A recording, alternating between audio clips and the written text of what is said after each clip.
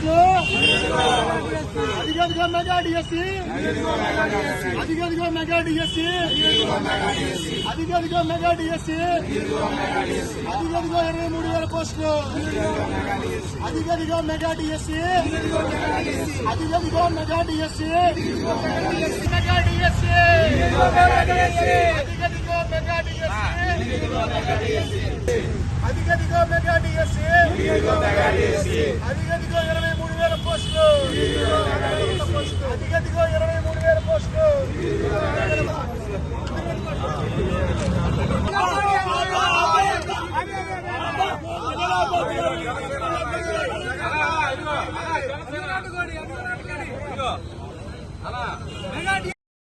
చూసి తినండి నాన్న, ఇదే తీయగా ఉంటది నాన్న, ఇదే నాన్న చాలా తీయగా ఉంటది మీకు.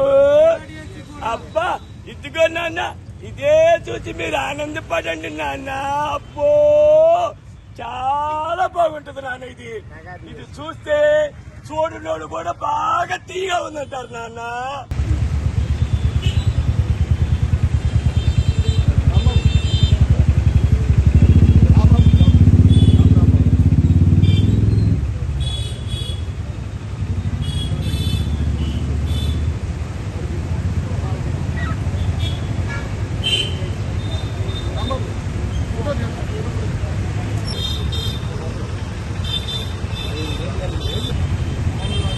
నమస్కారం.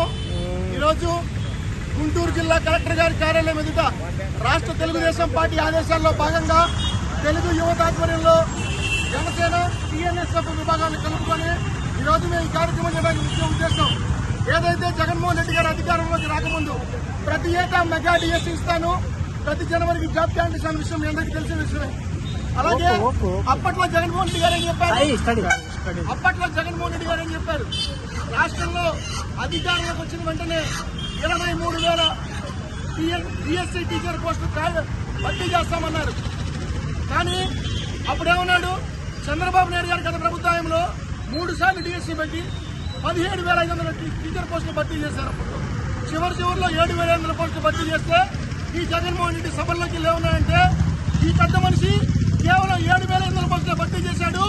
నేను అధికారంలోకి రాగానే 23,000 పోస్టులు భర్తీ చేస్తానన్నాడు. మరి కేంద్ర ప్రభుత్వం పార్లమెంటు సాక్షిగా ఏం చెప్పింది? ఆ రోజు రాష్ట్రంలో 50,000 పోస్టులు ఖాళీగా ఉన్నాయని చెప్పారు.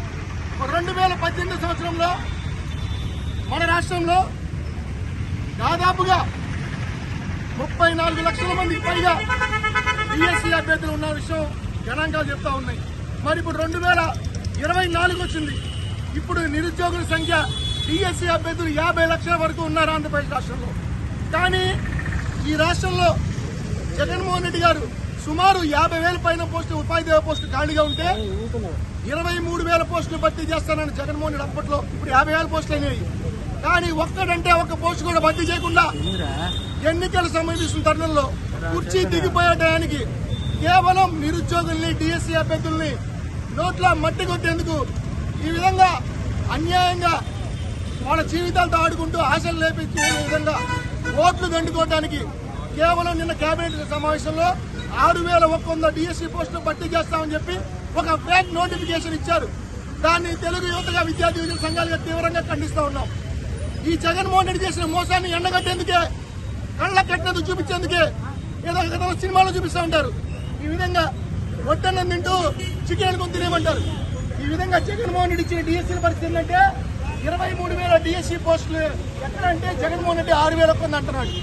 అందుకే ఇదేమో జగన్మోహన్ రెడ్డి ఇస్తామన్న డిఎస్సీ, అది మేము తినేదేమో ఇస్తున్న డిఎస్సీ.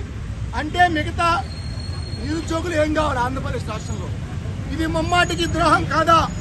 దీన్ని యావత్ యువత విద్యార్థి లోకం తీవ్రంగా ఖండించాల్సిన అవసరం ఉంది. వెంటనే యుద్ధ ప్రాతిపదికన రాష్ట్రంలో ఖాళీగా ఉన్న 50,000 పైచులకు డిఎస్సీ పోస్టులు భర్తీ చేయాలా, లేకపోతే నీ ముక్కు నేలకి రాసి ఏపీ యువత విద్యార్థి నిరుద్యోగ లోకానికి డిఎస్సీ అభ్యర్థులకి జగన్మోహన్ రెడ్డి క్షమాపణ చెప్పాలని తెలుగు యువతగా డిమాండ్ చేస్తూనే ఈరోజు ఈ వినూత్న కార్యక్రమాన్ని శ్రీకారం చుట్టడం జరిగింది. రాష్ట్ర తెలుగుదేశం పార్టీ ఆదేశాల్లో భాగంగా ఆంధ్రప్రదేశ్ రాష్ట్రంలో నిరుద్యోగ యువత విద్యార్థి లోకంతో పాటు డిఎస్సీ అభ్యర్థుల్ని జగన్మోహన్ రెడ్డి చేసిన మోసాన్ని తెలియజేసేందుకే ఈరోజు గుంటూరు జిల్లా తెలుగు యువత ఆధ్వర్యంలో గుంటూరు జిల్లా కలెక్టర్ గారి కార్యాలయం ఎదుట వినూత్న నిరసన కార్యక్రమం చేపట్టడం జరిగింది. ఈ కార్యక్రమ సారాంశం, అధికారంలోకి రాకముందు జగన్మోహన్ రెడ్డి గారు రాష్ట్రంలో 23,000 డిఎస్సీ పోస్టులు ఖాళీగా ఉన్నాయి. అధికారంలోకి వచ్చిన వెంటనే నేను భర్తీ చేస్తాను.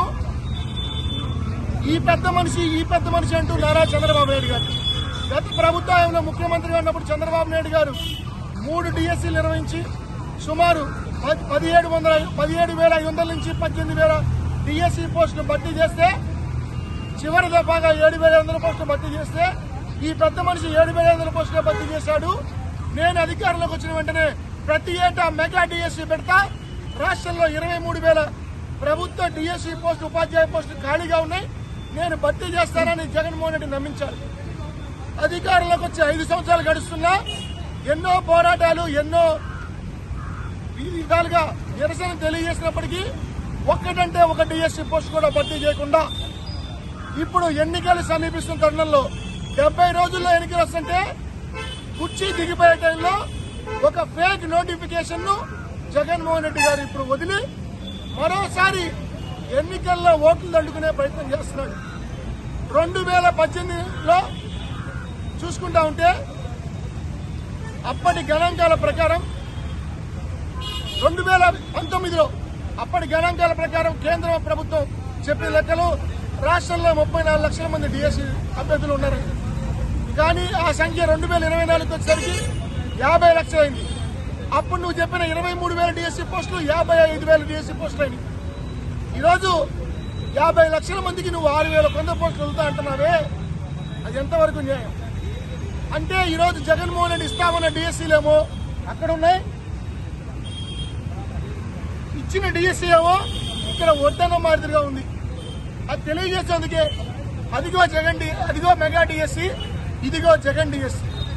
అందుకే ప్రజలకు జగన్మోహన్ రెడ్డి చేసిన మోసాన్ని తెలియజేసేందుకే తెలుగు యువత ఈ ప్రయత్నం చేయడం జరిగింది.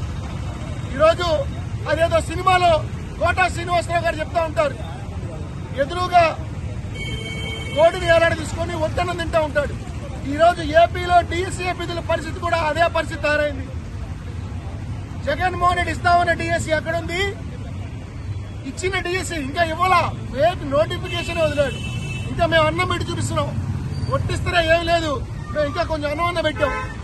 కాబట్టి జగన్మోహన్ రెడ్డి గారు తెలుసుకోండి, మీరు చేసిన మోసాన్ని ప్రజలు జీర్ణించుకోలేకపోతూ ఉన్నారు.